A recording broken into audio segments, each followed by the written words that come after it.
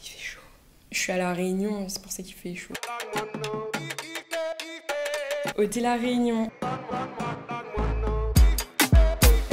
Je m'appelle Valérie, j'ai 22 ans, je viens d'avoir un Master 1 de sciences politiques. À la rentrée, je commence un Master 2 Affaires publiques européennes à la Sorbonne, donc à Paris. Je viens de La Réunion, de Saint-Denis précisément. Ma motivation de départ, quand j'ai quitté l'île, c'était vraiment de faire des études de sciences politiques. Je voulais comprendre comment fonctionne la société, c'était vraiment faire ces études-là ou rien. Et comme il n'y a pas ces études à La Réunion, il fallait que je m'en aille, quoi.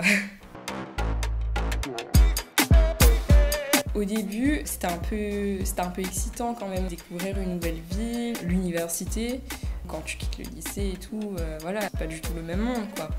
Les difficultés que j'ai pu avoir, c'est quand même au niveau de l'intégration, je pense. C'était pas très évident de m'intégrer. J'ai essayé d'être un peu plus ouverte et tout, ça s'est mieux passé.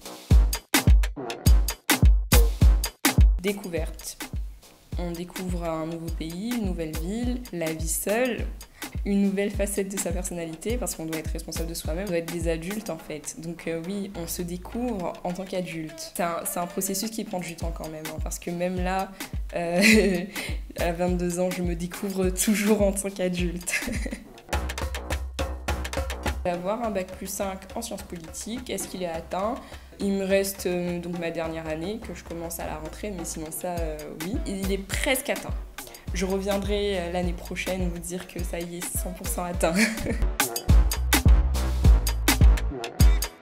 Dans le domaine professionnel, déjà trouver un stage qui me plaît au deuxième semestre de mon M2 et ensuite m'intégrer professionnellement, quoi. C'est difficile de se projeter quand même après le confinement et tout. Moi, j'ai un peu de mal à me projeter. Donc là, pour l'instant, je vise que tout ce qui est études et professionnel. Bon, déjà, quand on est né à La Réunion, qu'on a grandi 18 ans sur l'île, le lien, tu le gardes toujours. Et donc, comment je le garde là maintenant que je mange réunionnais ? La plupart de mes amis sont des Réunionnais et Réunionnaises. Et je suis dans une association d'étudiants réunionnais. J'aime beaucoup comment j'ai réussi à ramener une partie de La Réunion à Paris.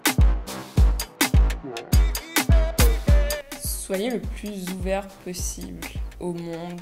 Restez pas renfermé sur vous-même. Il faut pas rester centré sur ce qu'on a connu par exemple. Par exemple, à La Réunion, on a connu un mode de vie, on a connu un type de personne et tout. Donc quand on arrive ailleurs, on voit des choses différentes, on voit des modes de vie différents, on voit des personnes différentes.